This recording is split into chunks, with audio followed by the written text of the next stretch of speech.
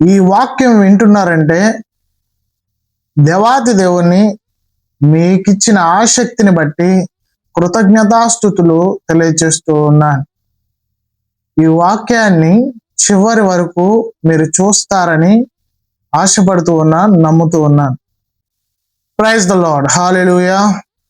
మత్తయి సువార్త 5వ అధ్యాయము 8వ వచనాన్ని మనము గమనించినట్లయితే, హృదయ శుద్ధి గలవారు ధన్యులు, వారు దేవుణ్ణి చూచెదరు అని బైబిల్ గ్రంథంలో స్పష్టంగా రాయబడి ఉన్నది. పాపభూయుక్తమైనటువంటి ఈ లోకంలో దేవుణ్ణి వెతికే వాళ్ళు చాలా తక్కువ. దేవుని గురించిన విషయాలు తెలుసుకునే వాళ్ళు చాలా తక్కువ. అనుదినము కూడా దేవుని సన్నిధిలో గడపాలనే ఆలోచన ఉండేవాళ్ళు చాలా తక్కువ. ఈ రోజున మత్తయి సువార్త 5వ అధ్యాయము 8వ వచనాన్ని మనం ధ్యానం చేద్దాం. ఒక వచనమే నేను ఎందుకు చెప్పానంటే, యేసుక్రీస్తు ప్రభువారు కొండ మీద ప్రసంగంలో ఆ పర్వత శిఖరాన కింద ఉన్న ప్రజలందరికీ కూడా తెలియజేస్తున్న మాట ఏంటంటే, హృదయము శుద్ధిగా ఉన్నవారు ధన్యులు, వారు దేవుణ్ణి చూస్తారు అని వ్రాయబడింది.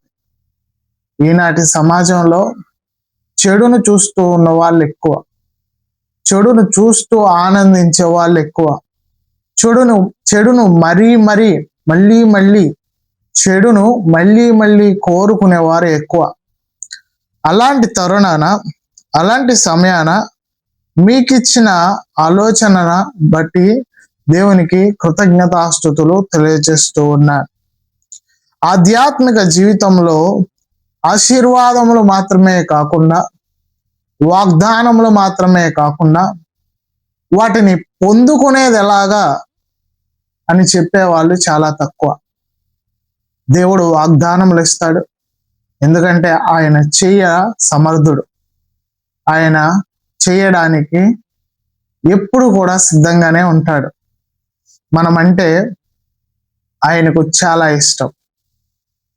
ఆయన వాగ్దానములు శక్తి కలిగిన సమర్థుడు. అలాగనే ఆశీర్వాదములు, ఆయన మనల్ని ఆశీర్వదించాలని, మనం ఆశీర్వదించబడాలని, మనము ఆశీర్వాదకరంగా ఉండాలని ఆయన ఎల్లప్పుడూ కూడా కోరుకుంటాడు. సో వాగ్దానములు అనేవి ఆయన దగ్గర నుంచి వస్తాయని మనందరికీ తెలుసు. ఆశీర్వాదములు అనేవి ఆయన దగ్గర నుండి వస్తాయని మనందరికీ తెలుసు. మేలులు అనేవి ఆయన దగ్గర నుండి వస్తాయని మనకు తెలుసు. కృప అనేది ఆయన అనుగ్రహించింది అని మనందరికీ కూడా తెలుసు. కానీ ఆ కృపను మనం ఎలా పొందుకోవాలి, ఆ వాగ్దానాలను ఎలా స్వతంత్రించుకోవాలి, ఆశీర్వాదాలను ఎలా స్వతంత్రించుకోవాలి అని చెప్పేవాళ్ళు ఇవాళ రోజున చాలా తక్కువ మంది. ఎందుకంటే చెప్పిన తర్వాత సంఘానికి వచ్చేవాళ్ళు లేదా మన మాట వినేవాళ్ళు వాటిని ఎలా రిసీవ్ చేసుకుంటారు అనే భయంలో సేవకులు, సంఘ కాపరులు ఉన్నారు ఇవాళ రోజున. తర్వాత సంఘం మానేస్తారేమో, రాకుండా మానేస్తారేమో అనే భయంలో కూడా ఉన్నారు ఇవాళ రోజున. అందువలన దేవుడు వాగ్దానం చేస్తాడని, ఆయన మాట ఇచ్చి తప్పేవాడు కాదని, ఆయన ఖచ్చితంగా ఆశీర్వదిస్తాడని, ఆయన నిన్ను మేలులతో నింపుతాడని, ఆయన నిన్ను నీ సమస్యల నుండి విడిపిస్తాడని చెప్తున్నారు. కానీ వాటిని ఎలా పొందుకోవాలి, వాటిని ఎలా స్వతంత్రించుకోవాలి అనే విషయాలు మటుకు చెప్పడం లేదు ఎక్కడ చూసినా. ఈ రోజున హృదయము శుద్ధిగా ఉన్నవారు ధన్యులు, వారు దేవుణ్ణి చూస్తారు. ఈ మాట ప్రతి క్రైస్తవుడికి తెలుసు. ప్రతి సంఘంలోనూ గోడల మీద వ్రాసేటువంటి వాక్యం, ప్రతి నోట వినబడేటువంటి వాక్యం. హృదయము శుద్ధిగా మనం గనక పెట్టుకున్నట్లయితే దేవుణ్ణి మనం చూస్తాం. సో దేవుణ్ణి చూడడం వలన మనకి ఏమొస్తుంది, దేవుణ్ణి చూడడం దేనికి, దేవుణ్ణి చూడడం ఎలా అనే విషయాలను మనం ఈ యొక్క వీడియోలో తెలుసుకుందాం. మొదటగా దేవుణ్ణి చూడడం ఎలా? దేవుణ్ణి చూడడము మన హృదయము శుద్ధిగా ఉంటే దేవుణ్ణి మనము చూస్తాం. మన హృదయం శుద్ధిగా ఉండడం అంటే ఏంటి? నా హృదయం ఎప్పుడు నిర్మలమైనదిగానే ఉంటుంది. నా హృదయం ఎప్పుడు కల్మషం లేనిదిగానే ఉంటుంది. నా హృదయంలో ఎటువంటి దాపరికాలు లేవు అని చాలా మంది ఎవరికి వారే చెప్పుకొని బ్రతుకుతూ ఉన్నారు. దేవుడు పైరూపాన్ని లక్ష్య పెట్టడు. దేవుడు పైరూపాన్ని లక్ష్య పెట్టడు. మనుషులు పైరూపాన్ని లక్ష్య పెడతారు. ఎర్రగా ఉన్నాడా, నల్లగా ఉన్నాడా, అతని స్థితి ఏంటి, అతని పరిస్థితి ఏంటి, వాళ్ళు చేసే సేవ చిన్నదా పెద్దదా, సంఘం పెద్దదా చిన్నదా, చర్చి పెద్దదా చిన్నదా, వారు మాట్లాడే మాటలు మనకు అనుకూలమైనవిగా ఉన్నాయా లేదా, వాడు మనోడేనా, మన తరపున మాట్లాడుతున్నాడా అనే విషయాలు ఆలోచిస్తూ ఉంటారు. ఖండించే మాటలకు లోబడనటువంటి పరిస్థితుల్లో ఇవాళ రోజున మనం ఉన్నాం. దేవుడు మన హృదయాన్ని చూస్తాడు. సమూయేలు మొదటి గ్రంథము 16వ అధ్యాయము 7వ వచనంలో రాయబడినటువంటి మాట. మనుషుడు చూసేది వేరే, దేవుడు చూసేది వేరే. మనుషులు పై రూపాన్ని లక్ష్య పెడతారు, దేవుడు హృదయమును చూస్తాడు.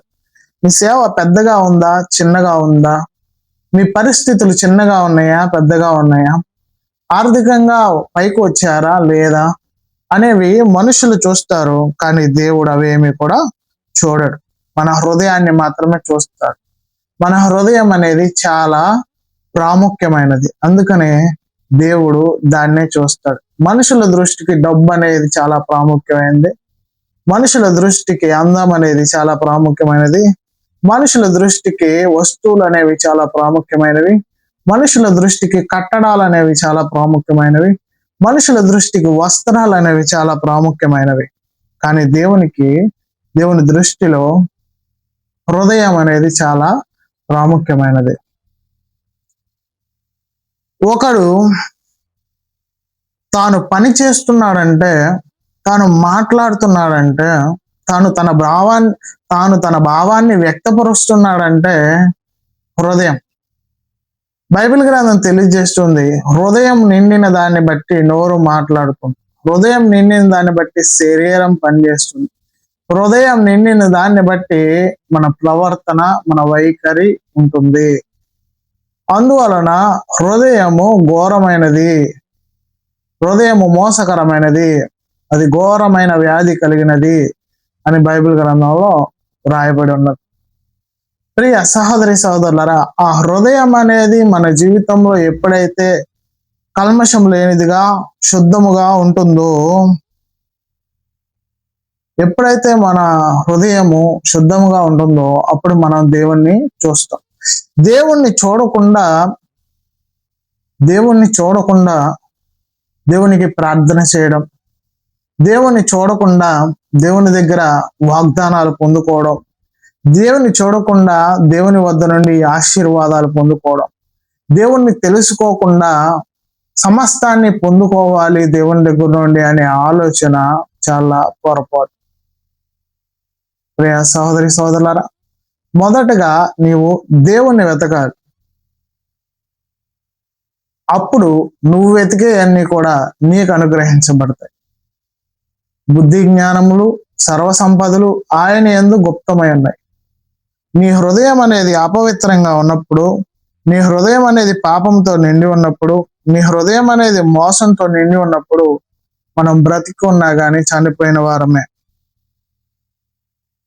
మనం చేసే పని మనకు తెలిసే చేస్తున్నాం, అది తప్పని తెలిసినా కూడా చేస్తున్నాం, అది కూడా భయంకరమైనటువంటి కఠిన హృదయం.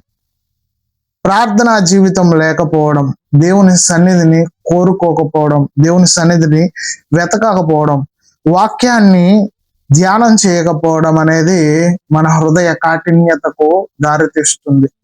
హృదయం ఎప్పుడైతే ప్రభువుకి చేరువగా ఉంటుందో, హృదయం ఎప్పుడైతే దేవుణ్ణి వెతుకుతుందో, హృదయం ఎప్పుడైతే దేవుణ్ణి కోరుకుంటుందో అప్పుడు దేవుడు కనబడతాడు. అందుకని యేసుక్రీస్తు ప్రభువారు అన్నారు, వెదకుడి మీకు దొరుకును. ప్రార్థన చేస్తూ ఉన్నా దేవుడు కనపడతాడు అన్నారు, కానీ ఎక్కడ కనపడలేదు.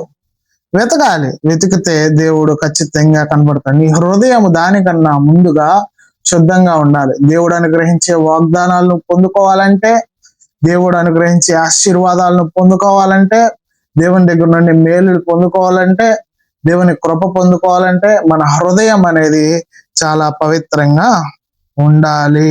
హల్లెలూయా, ప్రైజ్ ద లార్డ్, హల్లెలూయా.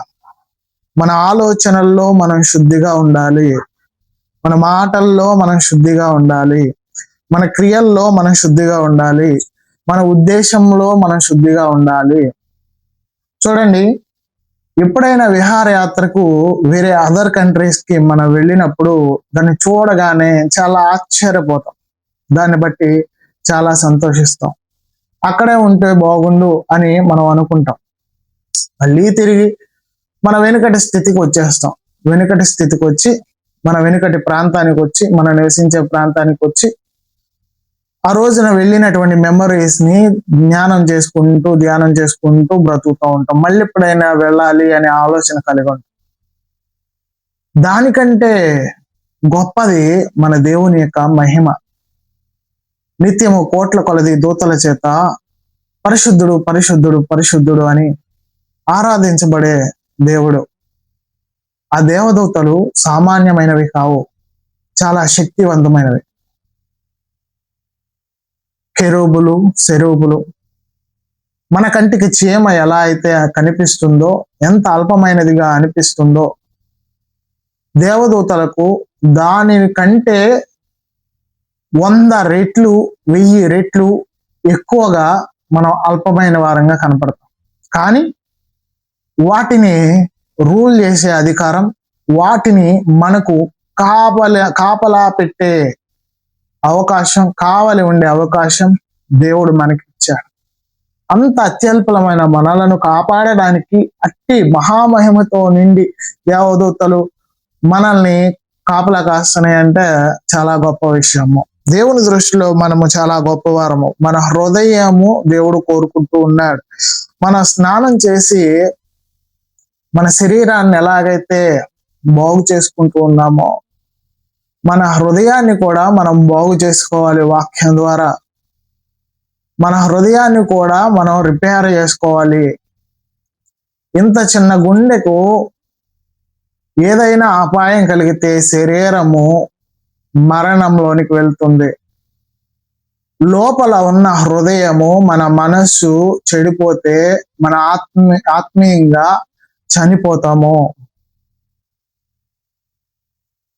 ఆత్మీయంగా ఎప్పుడైతే మనం చనిపోతామో మనము దేవుణ్ణి చూసే అవకాశాన్ని కోల్పోతాం.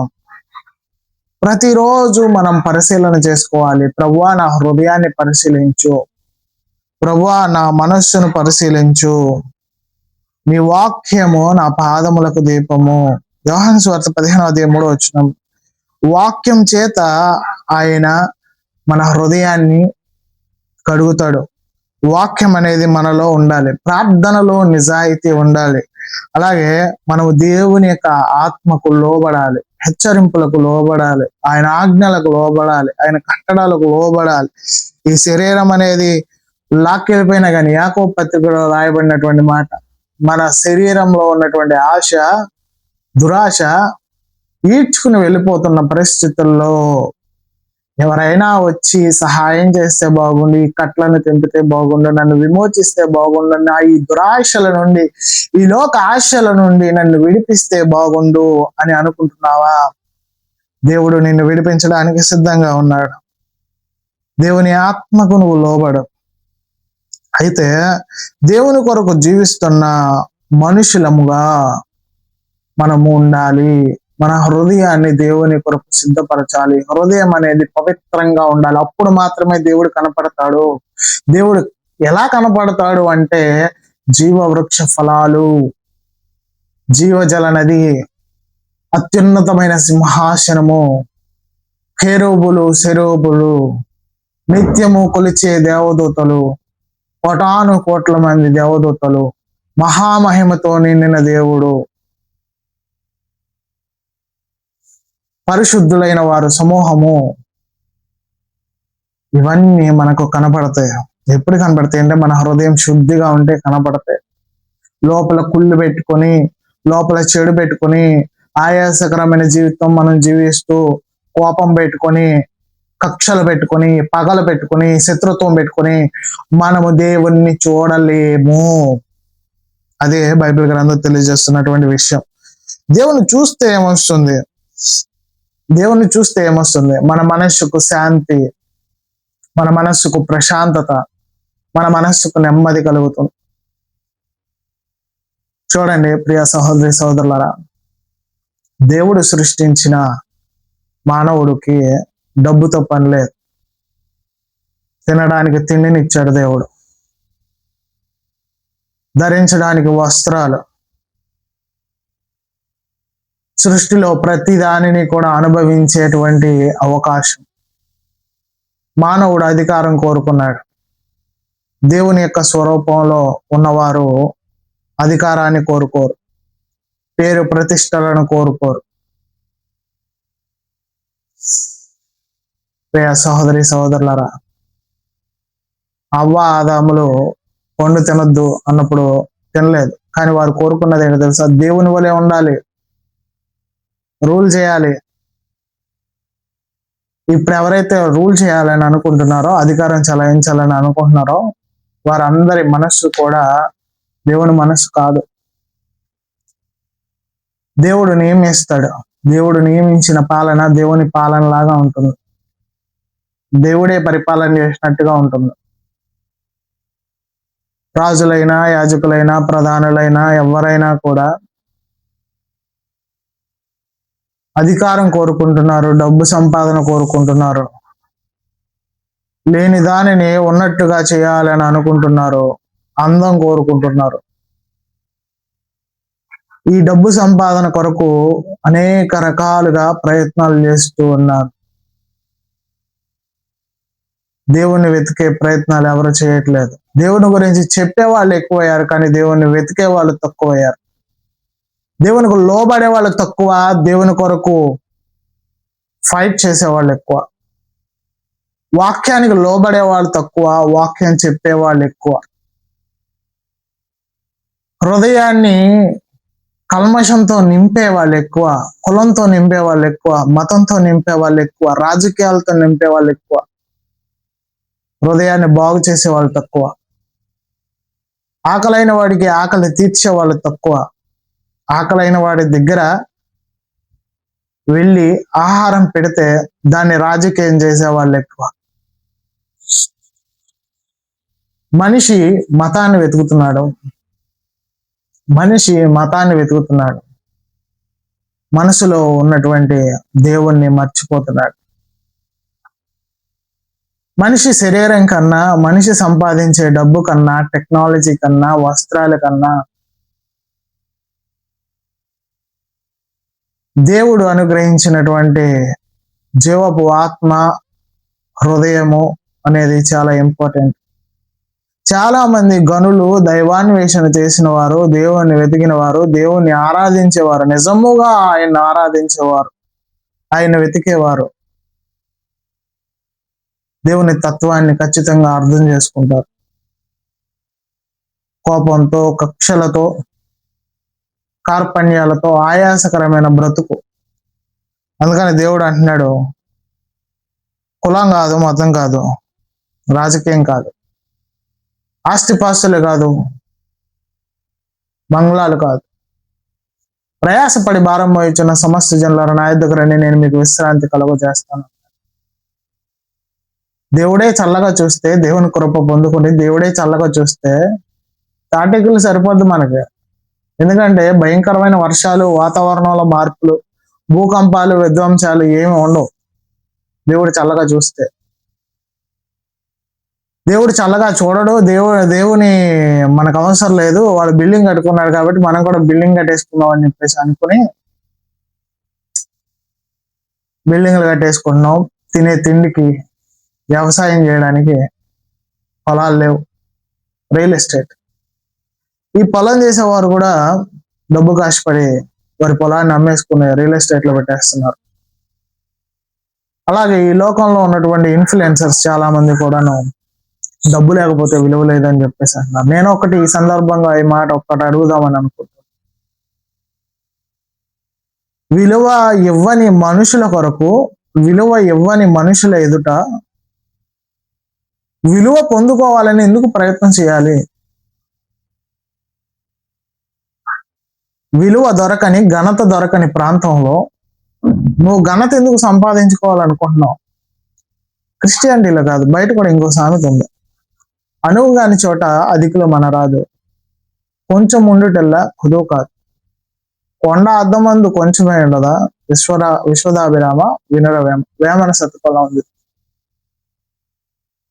తాను బ్రతికినంత కాలం కూడా విచ్చలవిడిగా బ్రతికి ఇదంతా శూన్యం అని అనుకుని శరీరం మీద వస్త్రాలను కూడా లేకుండా జీవిత సత్యాన్ని, జీవిత సారాంశాలని అనేకమైనవి తెలియజేశారు. అనేక మంది ఇలాంటి వారు దేవుని యొక్క తత్వాన్ని, దేవుని యొక్క విశేషాలని, అవశేషాలని తెలుసుకొని, ఆయన బోధన తెలుసుకొని, ఆయన తత్వాన్ని తెలుసుకొని, ఆయన మహిమను చూసి అనేకమైన విషయాలు ప్రజలకు ఉపయోగపడేవి, ఆత్మీయంగా బ్రతుకుండేవి, మానవుడిగా బ్రతుకుండేవి, మనిషిగా బ్రతికేవి చాలా చేశారు. స్వార్థభూయుక్తమైనటువంటి ఈ లోకంలో, పాపముతో నిండినటువంటి ఈ లోకంలో ఎవడైతే నీకు కోపాన్ని నేర్పిస్తున్నాడో వాడు గురువుగా పనికిరాడు. ఎవడైతే క్రోధమును నీకు పంచుతున్నాడో వాడు గురువుగా పనికిరాడు. ఎవరైతే నీకు పాపంలోనికి పోటిస్తున్నాడో వాడు గురువు కానే కాదు. హత్య చేయ ప్రేరేపిస్తున్నాడో వాడు గురువు కానే కాదు. ఎవరైతే నిన్ను దేవుని వైపు నడిపిస్తున్నారో, దేవుని తత్వాన్ని అర్థం చేసుకోవడానికి నేర్పిస్తున్నారో వాళ్ళే గురువు. కామ క్రోధ మలమత్సరములను జయించిన వాడే గురువుగా, నాయకుడుగా పనికొస్తాడు. ఎవరు కూడా జయించలేదు, జయించిన వాడు నా యేసు మాత్రమే. సంపూర్ణతలోనికి మనం వెళ్ళాలంటే వాటిని జయించాలి. జయించడానికి మన మానవ శక్తి సరిపోదు. జయించడానికి దేవుని సహాయం కావాలి, తండ్రి సహాయం కావాలి. యేసుక్రీస్తు ప్రభువాని ద్వారా, ఆయన ద్వారా మనకు మన జీవితంలో శరీరాశ, నేత్రాశ, జీవపటములను జయించే శక్తిని దేవుడు ఇచ్చాడు. ఆయన ఆత్మ నడిపింపు ద్వారా మనం వాటిని జయించి ఈ లోకం అశాశ్వతమని, పరలోక రాజ్యమే నిత్యమని, ఆయన మహామహిమతో చూడాలనే ఆకాంక్షతో హృదయాన్ని శుద్ధపరచుకుంటున్నారు. ఎవరైతే శుద్ధపరచుకుంటున్నారో వారికి దేవుడు ఖచ్చితంగా కనపడతాడు. ఆయన ఎదుట ప్రతిదీ కూడా చాలా అల్పమైనదిగా కనపడుతుంది. బంగారం గురించి చాలా మంది ఆలోచిస్తున్నారు. బంగారం సంపాదించుకోవాలి, బంగారపు వీధులు కనపడతాయి, రత్న రాశులు కనపడతాయి. నిత్యము బ్రతకాలని కొన్ని కోట్ల కొలది రూపాయలు వెచ్చించి ప్రయత్నాలు చేస్తున్నారు. జీవజల నది కనబడుతుంది. కొత్త పేరు, కొత్త ఆకాశం, కొత్త భూమి, నిత్య మహిమ, నిత్య తేజస్సు, నూతనమైన నివాసాలు, కొత్త పేరు, జీవ గ్రంథంలో పేరు, ఆయనను ఆరాధించే భాగ్యము, ఆయన స్తుతించే భాగ్యము, ఆయన వలె మారే భాగ్యము దేవుడు మనకు అనుగ్రహించి ఉన్నాడు. ఎవరి హృదయం అయితే శుద్ధిగా కనబడుతుందో వారు తమ క్రియలను మార్చుకుంటారు. క్రియలు లేని విశ్వాసం మృతం. నువ్వు దైవత్వం మీద విశ్వాసం కలిగి, దేవుని మీద విశ్వాసం కలిగి ప్రయత్నాల మీద ప్రయత్నాలు చేస్తున్న ఒక గురువుగా మొదట మనం చంపుకోవాల్సింది ఏంటంటే మనలో ఉన్నటువంటి కోపాన్ని, క్రోధమును, కుళ్ళును, అసూయను, ద్వేషాన్ని మనలో నుంచి తీసేయాలి. కొన్నిసార్లు అనిపిస్తూ ఉంటది నాకు, అందరూ దేవుణ్ణి ఆరాధిస్తున్నారు, అందరూ ఆయన్ని స్తుతిస్తున్నారు, కాకపోతే కొంతమంది రూపముల వేరు పెట్టుకుని స్తుతిస్తున్నారు, కొంతమంది వేరు వేరే వాటిని స్తుతిస్తున్నారు. అయినప్పటికీ ఆయనే స్తోత్రార్హుడు కాబట్టి ఆయనకే వెళ్తాయి. దేవానికి వందనాలు అంటారు, దేవానికి స్తోత్రాలు అంటారు, దేవుడా నీకు వందనాలు అంటారు. దేవుడు అంటే ఆయనే కాబట్టి ఆయనకే వెళ్తాయి. ప్రియ సహోదరి సహోదరులారా, సత్యాన్ని తెలుసుకోవడానికి ప్రయత్నం చేయండి. చిన్న చిన్న వాటిల్లో తొందరపాటు నిర్ణయాలు మీరు తీసుకోవద్దు. మీరు అనేది లేకపోతే మీ పని చేసే వాళ్ళు ఎవరుంటారు? దేవుడు నిన్ను కలుగజేసింది నువ్వు మరణించడానికి కాదు. దేవుడు నిన్ను కలుగజేసింది ఆయన తన చిత్తాన్ని తెలియజేయడానికి. మన్నైతే నిన్ను స్తుతించిన అని వ్రాయబడి ఉన్నది. నువ్వు బ్రతికి ఉండి దేవుని చిత్తాన్ని, దేవుని ఉద్దేశాలను నెరవేర్చాలి. నువ్వు బ్రతుకుండాలంటే ఆత్మీయంగా నువ్వు మొదట దేవుని చూడాలి. దేవుని చూస్తే నువ్వు ఎక్కడ బ్రతుకుతావు, పరలోకంలో కూడా బ్రతుకుతావు. నువ్వు మట్టి అయిపోయినా బ్రతుకున్నట్లే. అందుకనే క్రైస్తవ్యంలో రాయబడిన మాట, బైబిల్లో రాయబడిన మాట, క్రైస్తవులు ఎక్కువగా వాడే మాట, ప్రభునందు విశ్రాంతి తీసుకున్నారు. ఆ ఇన్హెరిటెన్స్ లో ఖచ్చితంగా దేవుని రాకడలో మనం అందరం ఎత్తబడతాం. సత్యాన్ని తెలుసుకోవడానికి మీరు ప్రయత్నం చేయండి. అల్పమైన వాటి కొరకు ప్రయత్నాలు చేయవద్దు. మతాన్ని స్థాపించడానికి ప్రయత్నాలు చేయవద్దు. హృదయం ముందు శుద్ధిగా పెట్టుకోండి. అందరినీ చేసింది దేవుడే. దేవుడు అందరినీ ప్రేమించాడు. ఇవాళ రోజున మతాన్ని బట్టి నువ్వు ద్వేషిస్తున్నావు, కులాన్ని బట్టి నువ్వు ద్వేషిస్తున్నావు. రేపటి రోజున అదే అతను మతం మారితే, మనసు మారితే, నీతో స్నేహం చేస్తే, నిన్న మొన్నటి వరకు తిట్టావు కదా, ఆ మాటలన్నీ ఎక్కడికి పోతాయి? మతాన్ని మనసులో పెట్టుకోవద్దు, కులాన్ని మనసులో పెట్టుకోవద్దు, రంగును మనసులో పెట్టుకోవద్దు, ప్రాంతాన్ని మనసులో పెట్టుకోవద్దు. ద్వేషంతో ఉన్న హృదయంలో దేవుడు ఉండడు, ప్రేమించే హృదయంలో ఉంటాడు. దేవుడు ప్రేమై ఉన్నాడు గనుక ఆయన ప్రేమ స్వరూపి గనుక అని రాయబడి ఉంటుంది. God is love. దేవుడు అందరిని ప్రేమిస్తున్నాడు, మనల్ని అందరినీ ప్రేమిస్తున్నాడు. మొన్న ఎప్పుడో, గతకాలంలో ఎప్పుడో మనం దేవునికి దూరం అయ్యాం. మన పితరులు, వాళ్ళ పితరులు ఇలాగే లోకంలో ఉన్న ప్రతి దానిని కూడా అన్వేషిస్తూ ఎక్స్ప్లోర్ చేస్తూ దేవుణ్ణి విడిచిపెట్టారు. సరే, ఆ రోజున ఎవరైతే దేవుని వెతికారో వాళ్ళ పక్షంగా దేవుడు ఉన్నాడు. వీళ్ళు వెతకలేదు కాబట్టి దేవుడు వీళ్ళ పక్షంగా లేడు. వద్దనుకున్నారు కాబట్టి లేడు. వీళ్ళంతటికి వీళ్ళ దూరంగా వచ్చేసారు కాబట్టి లేడు. మళ్ళీ అదే దేవుడు మనల్ని అందరిని ప్రేమించి క్రీస్తు ద్వారా ఐక్యపరచి, సంయుక్తపరచి, సమ్మేళనం చేసి అందరూ కూడా ఒకటే, అందరూ అంతటా మారు మనసు పొందాలి, అందరూ అంతటా తమ హృదయములను శుద్ధి చేసుకోవాలి, అప్పుడు నేను కనపడతాను. దేవుణ్ణి వెతికే వాళ్ళు ఈ మతము ఆ మతం అని ఏమీ లేదు, ప్రతి ఒక్కరికి నేను కనపడతాను అని చెప్తున్నాడు. బైబిల్ గ్రంథం కూడా అదే తెలియజేస్తుంది. దేవుణ్ణి చూడండి, ముందు దేవుడు ఎలా ఉంటాడో చూడండి, ఆ తర్వాత మీరు మాట్లాడారు. Praise the lord. చిన్న ప్రార్థన చేసుకో. సర్వాధికారి నీకు స్తుతులు, స్తోత్రాలు ప్రభా. ఈ రోజు విన్న వాక్యం దృష్టి ఎత్తుకుని పోకుండా సహాయం ఇచ్చారు. ఇటు వాక్యం చూస్తున్నా, వింటున్నా ప్రతి ఒక్కరి హృదయంలో మీరు తెరవండి. హృదయం శుద్ధిగా ఉంటేనే నిన్ను చూస్తాం ప్రభా. హృదయం శుద్ధిగా ఉన్న వారి హృదయంలో నీవు ఉంటావు ప్రభా. ఎందుకంటే నేను పరిశుద్ధుడైన ప్రకారం మీరు పరిశుద్ధులైండి రాయబడిన మాట ప్రభా. పరిశుద్ధత కోరి మేము ఈ సన్నిధిలో అడుగుతున్నాం. మా హృదయం పరిశుద్ధపరచండి, హృదయం మార్చండి, నూతనమైన మనస్సును మాలో కలుగజేయండి, హృదయాన్ని శుద్ధి చేయండి, పవిత్రపరచండి, పరిశుద్ధపరచండి, మాలో ఉన్న పాపమును తొలగించండి, ఈ లోక సంబంధమైన మాలిన్యమును తొలగించండి. మీ చిత్తమును కోరి మీ చిత్తానుసారంగా జీవించే గొప్ప భాగ్యమును దయచేయమని యేసు శక్తి నామములో ప్రార్థన మనలో వేడుకుంటున్నాం. Praise the lord. సహోదరి సహోదరులారా, ఈ కార్యక్రమాన్ని మీరు చూశారు, ఈ వీడియో మీరు చూశారు, చివరి వరకు చూశారంటే వాక్యం చేత మీరు బలపరచబడ్డారని నమ్ముచు ఉన్నాను. ఈ వీడియో కనుక మీకు నచ్చినట్లయితే షేర్ చేయండి. నచ్చకపోవడం కాదు, ఈ వీడియో షేర్ చేయండి.